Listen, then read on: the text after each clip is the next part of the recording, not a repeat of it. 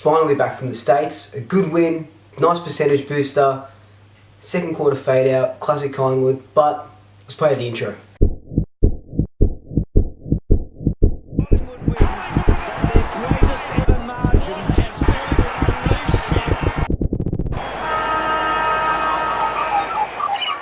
So before I ramble on about my likes, dislikes in the game, just wanted to make mention little Kyron.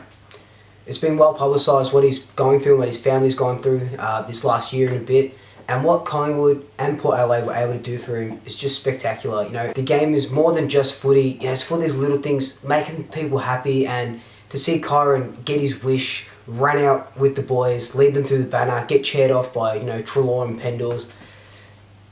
You know, it wasn't a dry eye in the room, let me just say that. It was great, and Collingwood just did such a nice job with it. It was beautiful, it really was. So in a game that shaped up to be a pretty good contest, saw Collingwood just start off with a bang. 7-0 quarter.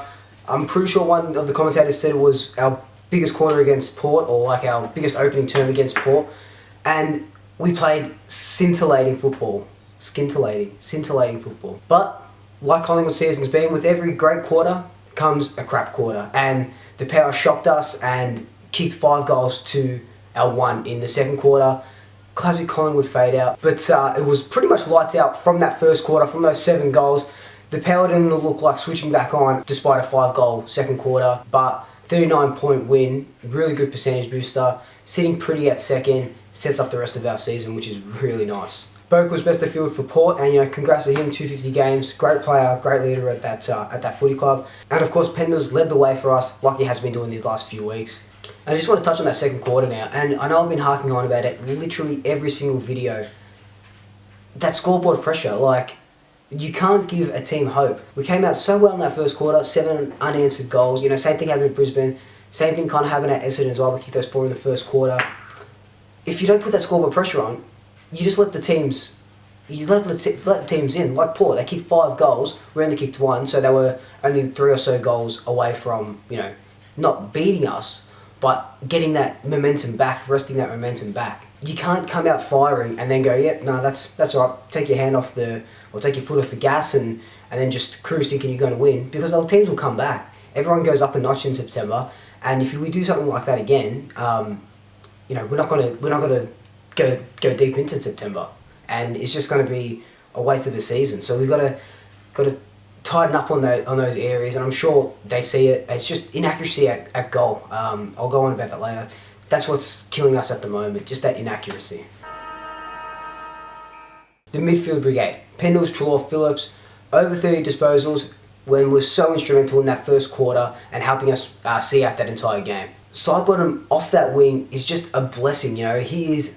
Not only is he a good player, but he's great with the ball in hand, makes really good decisions. He went at 89% disposal efficiency, and that's high 80s, that's above average. Great footy smarts, and you can see why one of the leaders of the club and one of our better players. Jaden Stevenson was on absolute fire.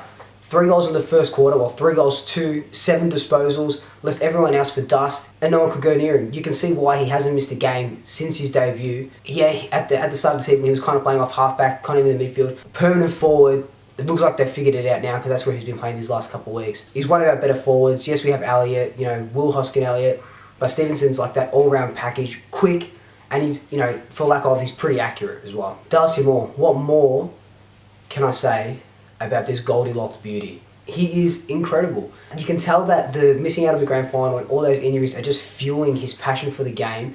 I've said it at the start of my videos. Definitely, he's already a lock for All Australian in my opinion.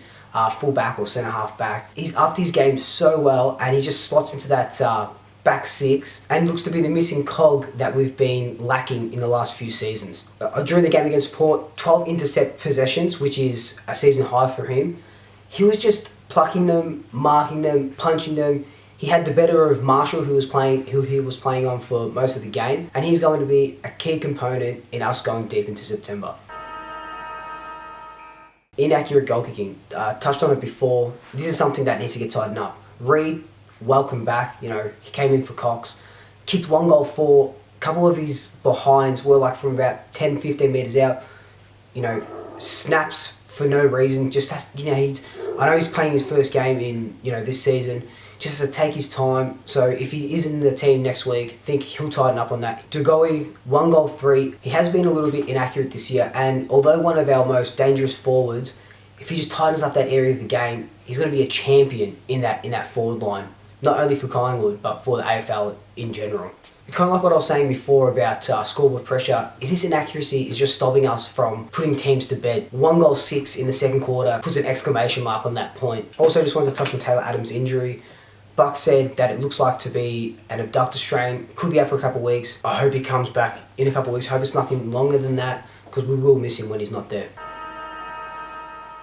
Swoop votes. 1 vote, Darcy Moore, 12 intercept possessions. Whenever the ball came down the back line, he was there punching, marking, and getting the better of his direct opponent. 2 votes, Stevenson. Just for that first quarter alone, 3 goals, 2, 7 disposals. Our most dangerous forward on the night, finished with a tidy 4 goals. 3 votes, of course, Pendlebury. Playing like fine wine, just getting better with age. Over 80% disposal efficiency, another game with 30 plus disposals. That's 2 weeks in a row with 30 plus disposals. Over 80% disposal efficiency. He is the captain's captain. So it's going to be a big game next week against Carlton. They're going to come out firing. They got smashed by the Kangaroos today. But whenever Carlton play Collingwood, it's like it's their grand final. So if we don't put that scoring pressure on early, if we don't hit them hard early, they're going to get that hope, and wrest that momentum away from us like every other team has done in the last few weeks. We don't need an Anzac Day 2.0. My heart cannot take that. Also, just quickly, Swoop Luke sort of thing, I'm looking for feedback and comments just on the type of videos you want to see, the overall time, the structure. Do you want less of a game debrief, more of my own thoughts, or do you want to put thoughts in, or let me know what you want to see. I want this to be something that I love doing it, and I'd love to get Collingwood players on or something, but I love people to keep watching and interacting, and it makes me happy doing it. So yes, if I'm happy, I want you guys to be happy, for me to be happy, everyone to be happy. In the meantime, like, comment, subscribe, tell your friends, tell your pets, and swoop you later.